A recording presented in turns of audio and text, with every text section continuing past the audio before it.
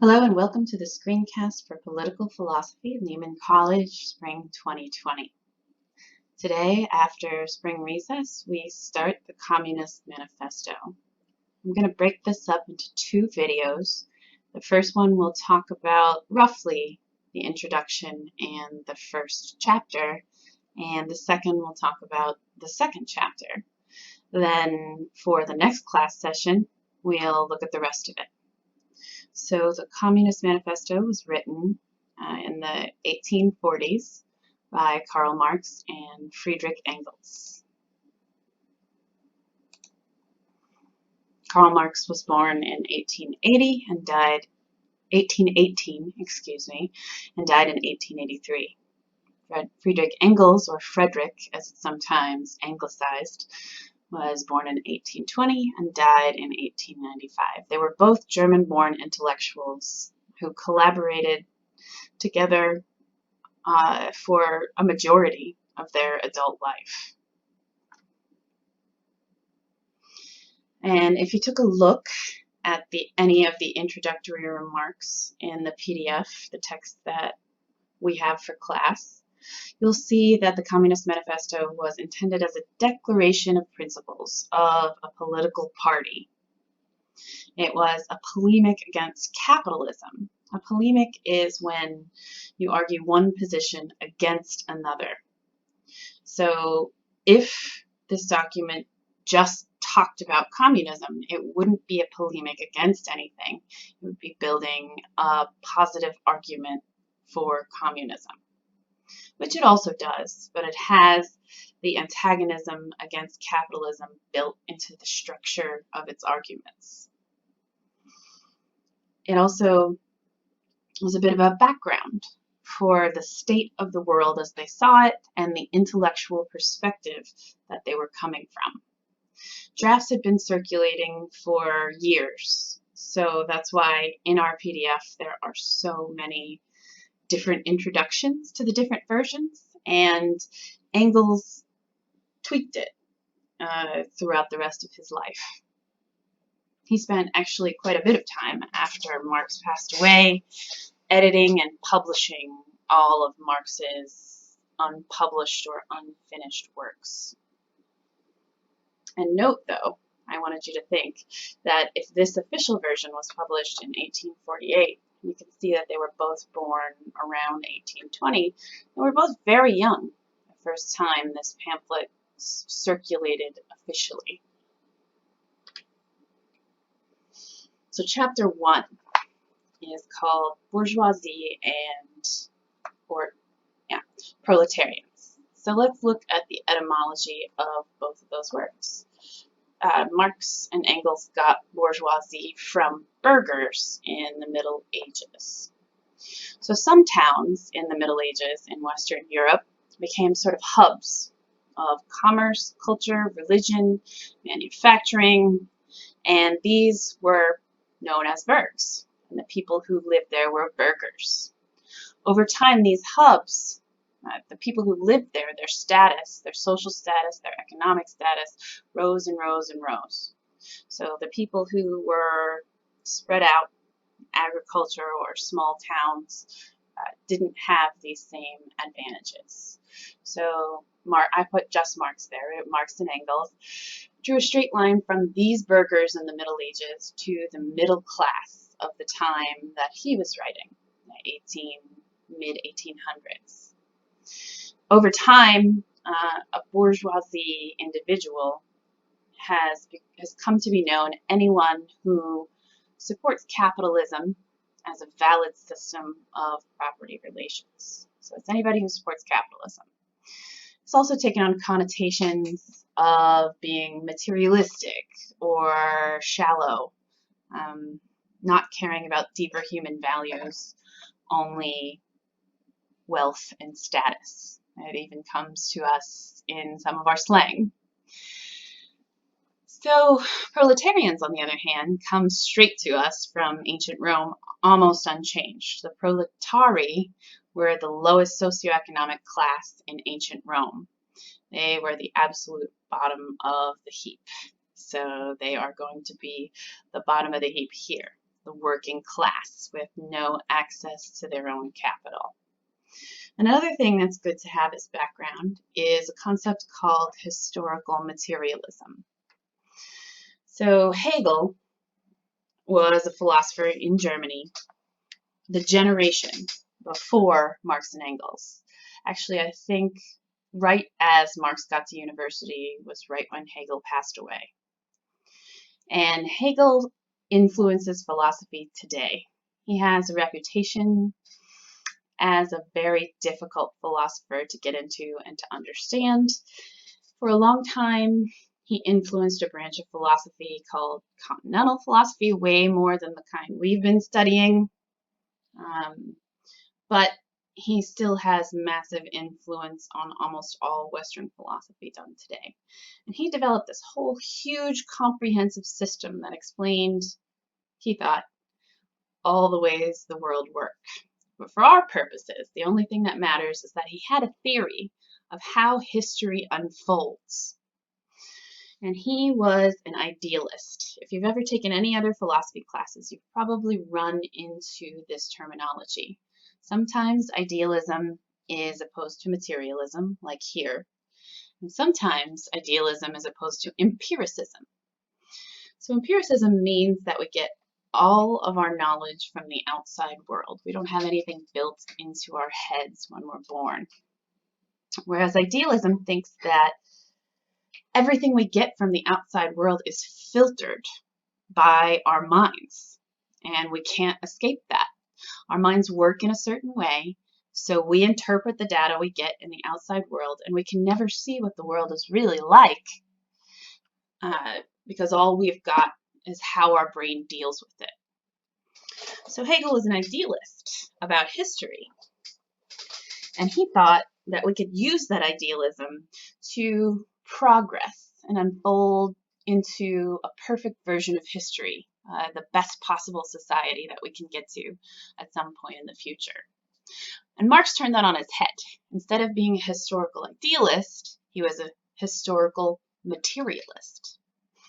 He thought that the conditions that we live in directly influence how we can think. That's pretty deep. In the sense that we often think our ideas are what change the material things, conditions of the world around us. We have the idea for a factory, for a steam engine, for a railroad, for the telegraph, and that changes the world. But Marx says no. The way we have the world with technology, with industry, that changes the very possibilities that we can conceptualize. So capitalism gives to us a certain structure of the world, and this makes us think that freedom is a certain way, that society should be a certain way, that some things are moral and some things are immoral.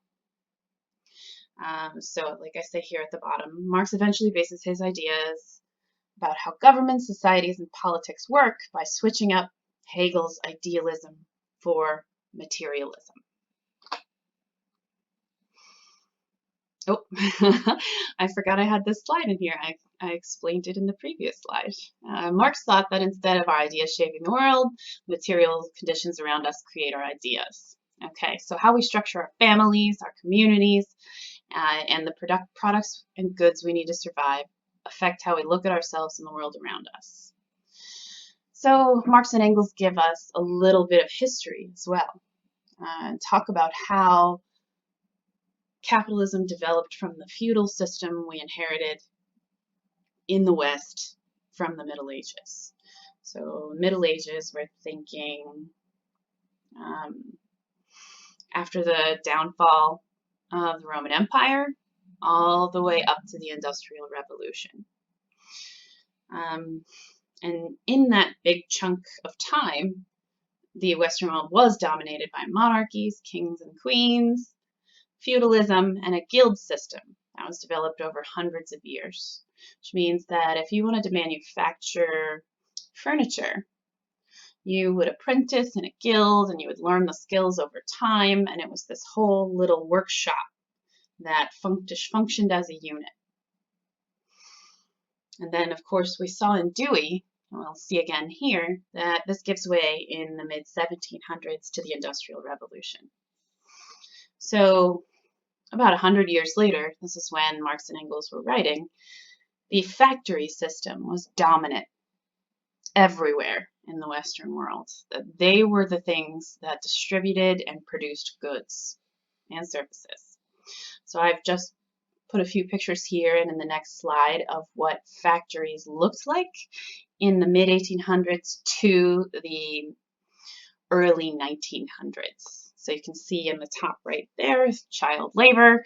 You can see more of it on the bottom right, but I also want you to take a look at all the machinery and the various ways that you could probably get hurt. Now think about that at speed.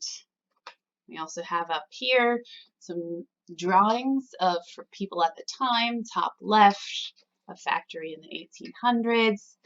You know, the pictures, of course, are going to be a little more recent.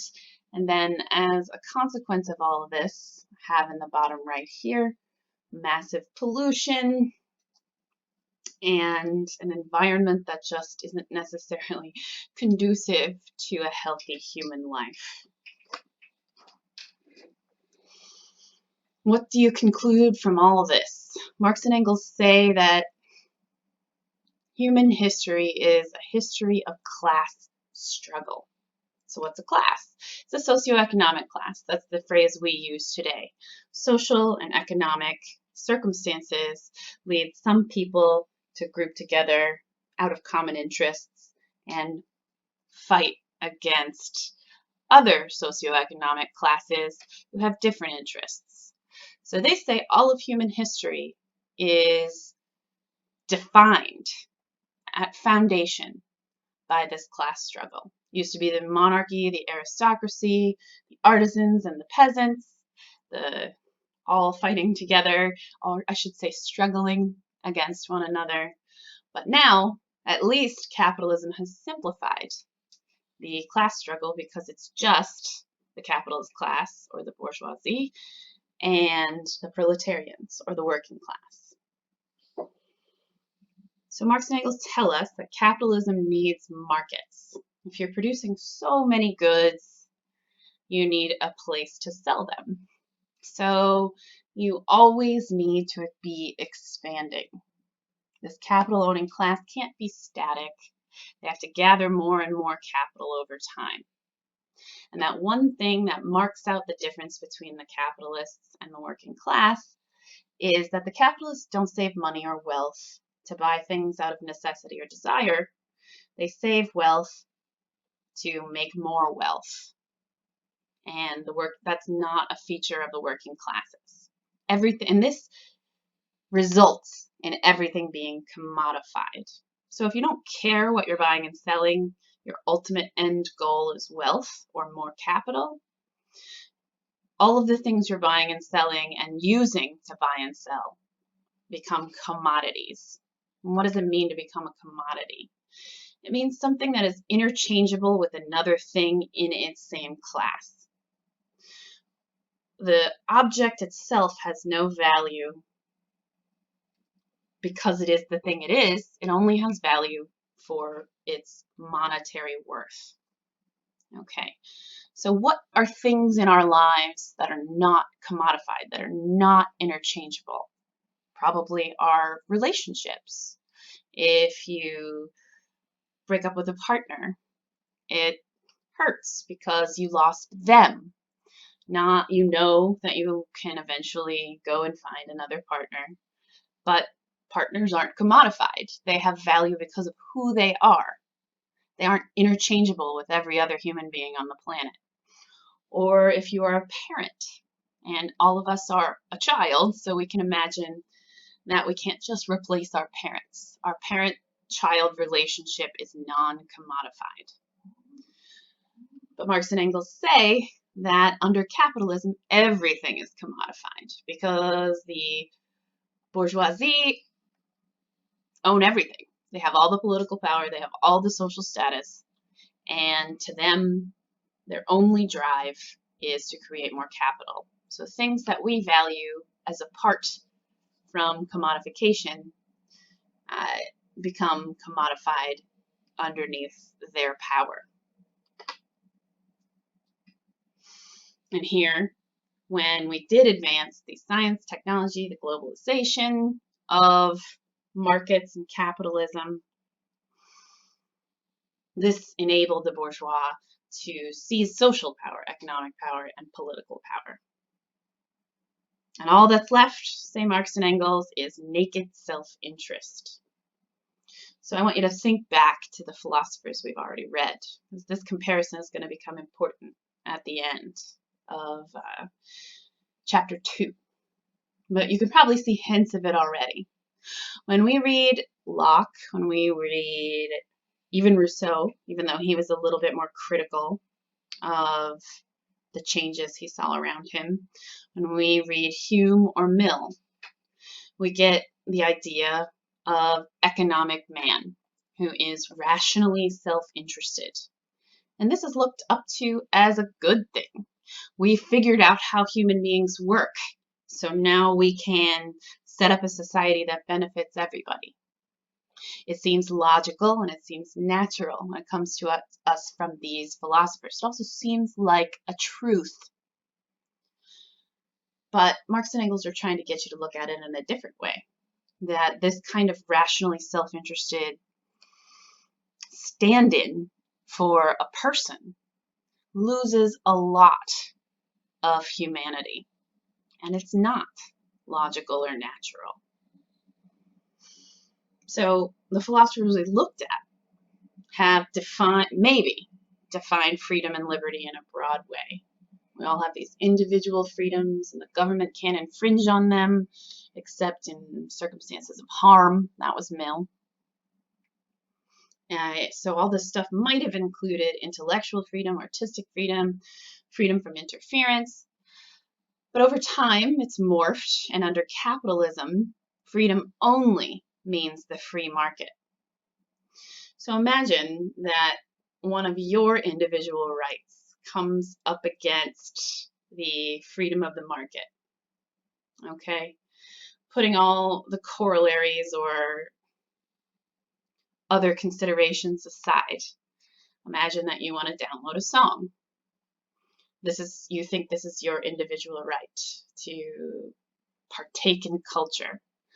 It comes up against this bourgeois system of values, of ownership, of property. And who's going to win? It's going to be the capitalist class, says Marx and Engels. Your individual rights, in other words, only extend so far as the free market, not as far as hurting somebody else. The market has individuality, whereas that supersedes your personal individuality. And here's a long quote from page 17. We see then the means of production and of exchange on whose foundation the bourgeoisie built itself up were generated by feudal society. At a certain stage in the development of these means of production and exchange, the conditions under which feudal society produced and exchanged, the feudal organization of agriculture and manufacturing industry, in one word, the feudal relations of property, became no longer compatible with the already developed productive forces. They became so many fetters. They had to be burst asunder. They were burst asunder. Into their place stepped free competition, accompanied by social and political constitution adapted in it, and the economic and political sway of the bourgeois class. What does this mean? Basically, they're saying the means of production outgrew feudalism. So science and technology are developing all these amazing things that we've already mentioned, like the steam engine and water power and mechanical ways to accomplish things that used to be done by hand, painstakingly. So the way we did stuff outgrew the social structures we had. Capitalism swooped in and took over. And then soon following that, the economic and political sway of the capitalist class took over.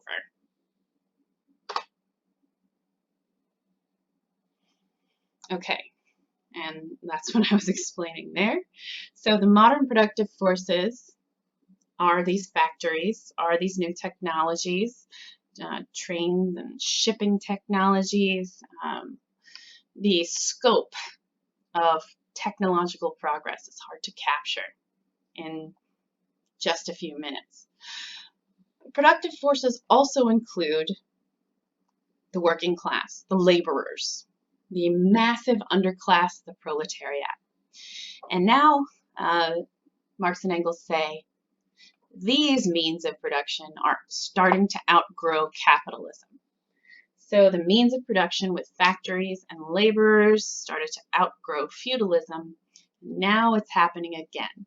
Always keep in mind that Marx and Engels think that they are recording something that is actually happening in the world. They're not starting from a theoretical, philosophic perspective.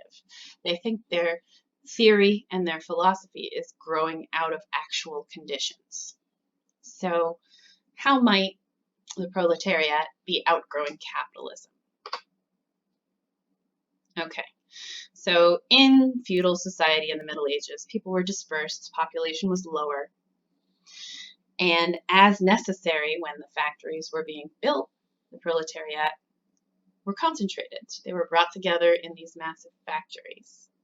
And in the beginning, wage labor caused competition between workers, right?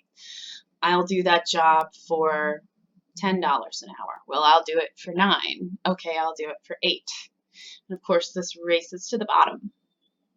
And conditions get worse and worse. There's maybe no minimum wage yet. Conditions are dangerous, polluted.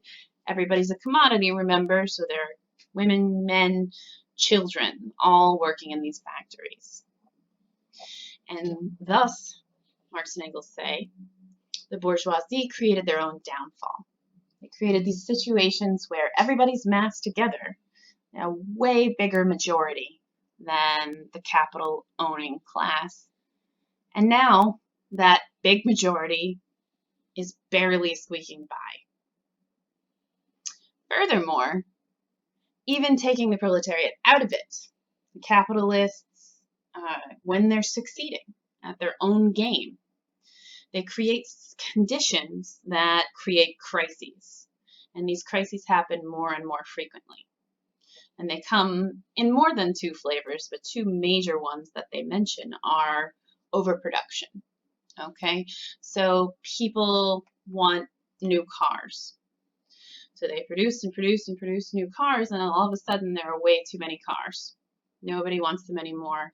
Theoretically, the prices should drop. The capitalists want to gain more capital, so they drive to find new global markets. And sometimes when that doesn't work, the bottom drops out, the bubble bursts, and everybody's miserable. There's a recession, something like that. On the other hand, a lot of times capitalists want to create conditions in which they win. So they fix markets. They try to create monopolies. They try to freeze things in place. And then there isn't even competition the way they say there should be in a free market. Okay, so the uptake of all this, upshot, is that the bourgeoisie created their own downfall, both in the conditions of the market and in the way they treat the working class. Everything's all there. Everything's fomenting and ready to explode. Even more so, factory life has turned working at this time to a repetitive, mindless, unskilled nightmare. Machines have replaced human skill. Even the very work itself has been commodified. If you only have to press a button 20 times an hour, anybody can do that. And you are no longer a human being with human value to the capitalists. You're a source of labor to exploit. And that's what Marx and Engels mean by exploitation. Because sometimes we say we exploit a resource and we don't have any sort of negative connotation with it.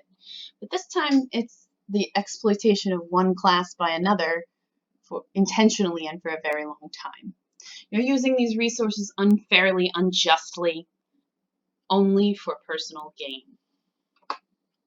So how do we build this revolution in which this massive underclass who has a deplorable condition of life, no power, no property, no way to increase their lot in life, no way to even be treated as human. Excuse me. How do we change it? How do we fix it? Marx and Engels say that evidence is already all around us. Unions get filled up, riots happen, people strike, people rebel. And of course, since the bourgeois have more power, they're going to get knocked down sometimes, but then they rise up again and again. And they conclude on page 20, the proletarians cannot become masters of the productive forces of society, except by abolishing their own previous mode of appropriation, and thereby also every other previous mode of appropriation. They have nothing of their own to secure and fortify. Their mission is to destroy all previous securities for and insurances of individual property. Okay, so let that sink in for a minute. They want to destroy property. What could that mean?